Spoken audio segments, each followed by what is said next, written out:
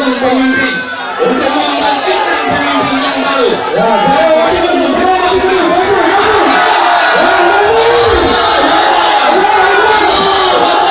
Allahu Akbar.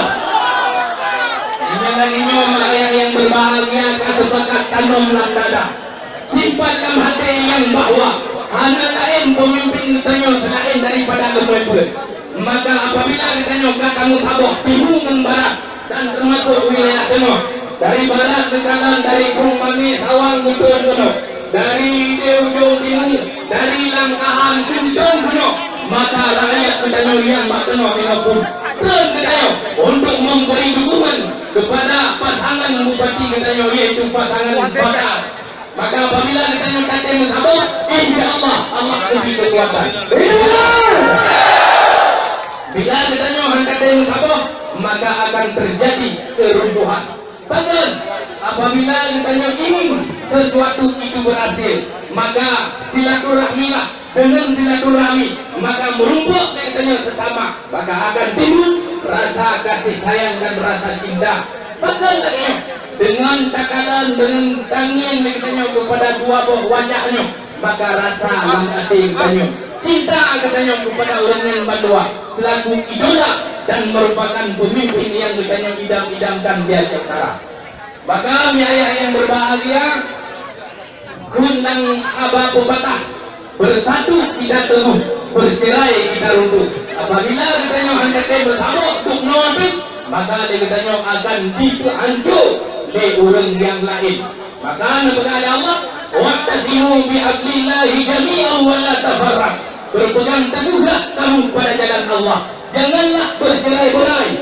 Kalau bercerai-berai, katanya akan cerai, akan runtuh, maka bersatulah mulai dari barat sampai timur untuk tausung Bupati Fatar nomor 4 menjadi Bupati Aceh Utara. Hidup Fatar! Hidup Fatar! Hidup Fatar! Allahu Akbar! Ada nama wa'alaikum ajma'in. Assalamualaikum warahmatullahi wabarakatuh. Terima kasih kita sampaikan kepada Ketua Pelaksana yang telah menyampaikan orasi politik yang pertama.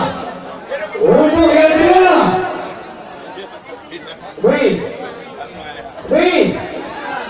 nama beri artis dia kami Nitun Cakrawati. Ya, penampilan orasi yang kedua dari calon wakil Bupati Aceh Utara.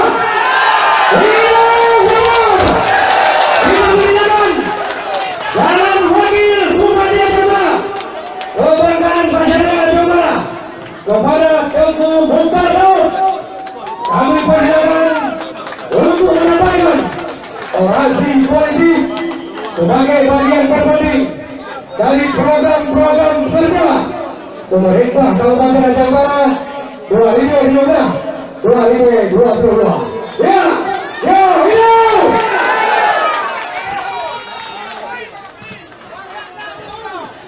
Hidup benar!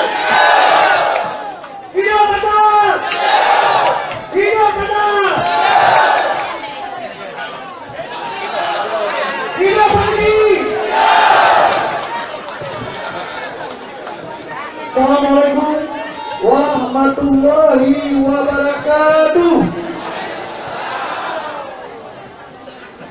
Alhamdulillahirabbil alamin. Wassalatu wassalamu ala asrofil anbiya wal mursalin wa ala alihi wa sahbihi ajmain.